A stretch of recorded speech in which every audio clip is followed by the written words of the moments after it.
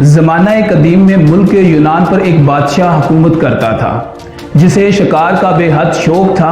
اس کے کسی ایک دوست نے اسے 2 نایاب بازوں کا تحفہ بھیجا جو کہ اسے بے حد پسند آیا۔ اس نے اپنے دربار کے بہترین ٹرینر کو بلایا اور اسے تاکید کی کہ اپنی زندگی کا سارا نچوڑ ان دونوں بازوں پر لگا دو اور ان دونوں بازوں کو بہترین ماہر شکاری بناؤ۔ ٹرینر نے اگلے ہی دن ان دونوں بازوں کی ٹریننگ شروع کرا دی۔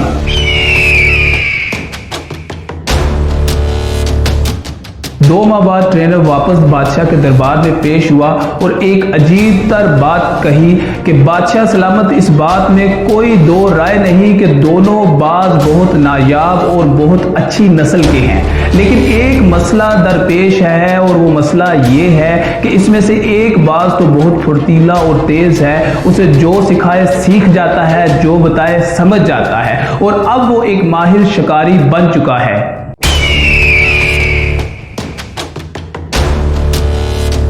لیکن دوسرا باز بہت سست اور کاہل ہے اور نہ ہی وہ اڑ سکتا ہے، میری لاکھ کوششوں کے باوجود بس وہ ایک شاخ پر بیٹھا رہتا ہے۔ اب جو پرندہ اڑنا ہی نہ چاہتا ہو، بھلا اب ہم اس میں کیا کر سکتے ہیں؟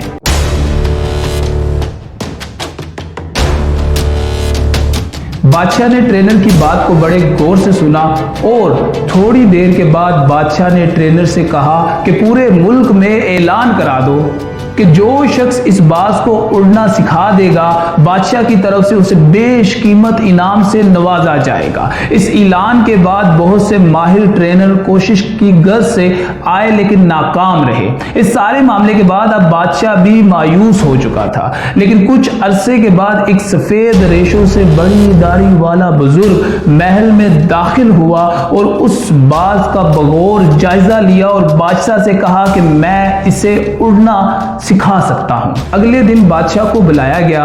بادشاہ یہ دیکھ کر حیرت زدہ رہ گیا کہ جو باز ایک لمبے عرصے سے اڑ پا نہیں رہا تھا، ایک ہی دن میں وہ باز بلند ہواؤں کی موجوں میں جیسے تیر رہا ہو۔ یہ سب ماجرا دیکھنے کے بعد بادشاہ نے بڑی حیرانگی اور دلچسپی کے ملے جلے احساسات کے ساتھ اس بزرگ ٹرینر سے پوچھا کہ یہ سب تم نے کیسے ممکن کیا؟ اس بزرگ نے بادشاہ کے چہرے کی جانب دیکھا جو کہ حیرانگی کے ساحل میں جیسے ڈوبا ہوا ہو۔ وہ بزرگ ہلکا سا مسکرایا اور بادشاہ کو ہلکی اور دھیمی سی آواز میں جواب دیا کہ میں نے وہ شاخ ہی کاٹ دی جس پر وہ بیٹھا کرتا تھا۔